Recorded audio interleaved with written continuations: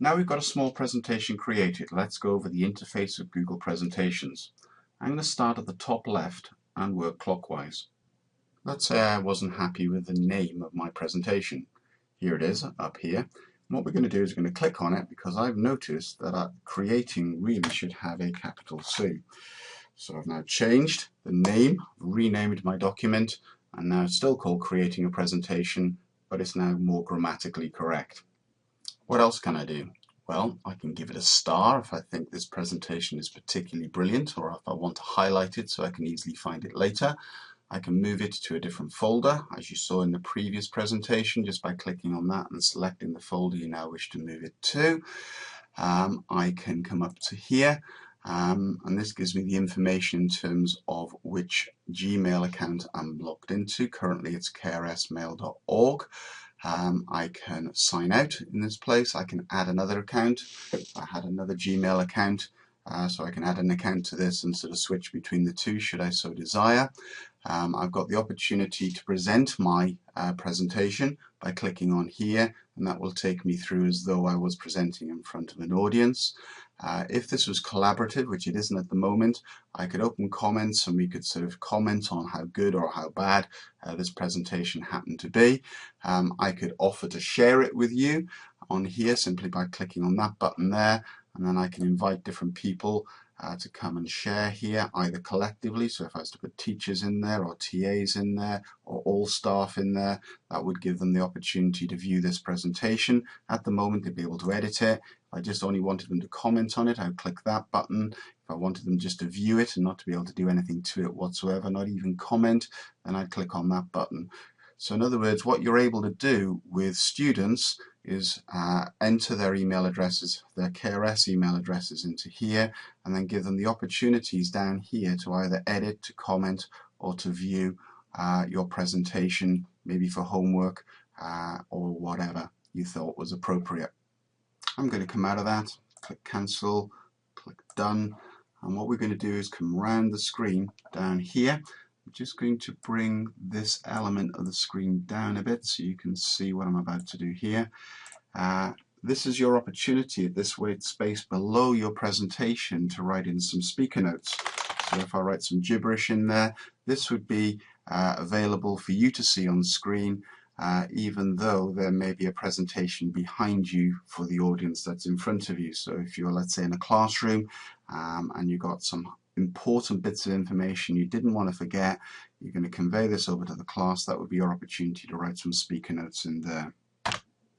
Coming up here to the File menu, if I click File, here's where I can change the attributes about the actual presentation file. For example, I can rename it here. If this is a preferred route for you, it's longer, but you can do it there. You can make a copy of it by coming down to this one here. You can see the revision history, which is this bit here, in terms of what have you done up until this moment in time, and you can go back in time should you so desire. You'll say that you're not happy with something that you've done, but you preferred it sort of before you made the alteration. Again, by clicking on the See Revision History, you'll see that up here you've got, here's my revision history down here, and I can click on there, restore that version, and it will take me back to a previous saved version of this particular presentation. Going back to the File menu, let's get rid of the See Revision History. Let's get rid of it by doing that, actually. So if you come back to here, there's revision history. You can download, so you can put it into a PowerPoint presentation, save it onto your computer rather than having it on the cloud. You can even do it as PNG images and JPEG images if you'd want to do that. I'm not too sure why you'd want to do it, but if that's what you wanted to do, let's say you wanted to put some slides around your classroom, pictures and so on, if you're doing geography, then that would be an opportunity for you to do that. The rest of these toolbars at the top here, just noticed you can't see them, just drag that up a bit. The rest of these toolbars up here are for working inside the presentation itself. For example, I can insert various things, as you can read down here: text boxes, images, videos, word art, lines, shapes, tables, comments, etc. You can work on the slides. If you didn't want to use this button by here to add a new slide, what you can do is you can go to Insert, so you can go to Slide, and have a new slide here. You can duplicate a slide, you can delete a slide, you can change the background. Your reading is equally as good as mine. That changes the actual text that you've got in there. You can format it into bold, italic, underline, should you so desire. You can arrange it, the information that's on the slide here, because I've not actually got any information on this slide here. It's not actually showing me anything. Let's click on number 1 and let's just go for arrange, and that's not doing either. What we need to do is highlight that information here, go to arrange, and then we can sort of bring it to the front. So let's say that there was a picture behind here. We can actually have the presentation 1 text to be above the picture, or we could have it behind by looking at the order. We can center it on the page, we can rotate it, we can flip it horizontally, we can flip it vertically. Again, you get the idea. Tools, you can spell check your work. Never checked, research, check it out for yourself. Define, preferences, personal dictionary.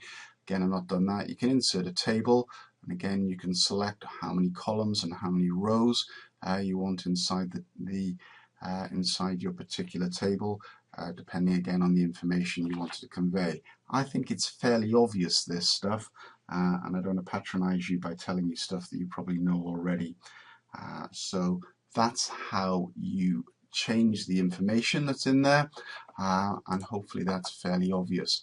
Looking at this sequence of buttons by here, again I think it's obvious, but I'll just briefly go through them.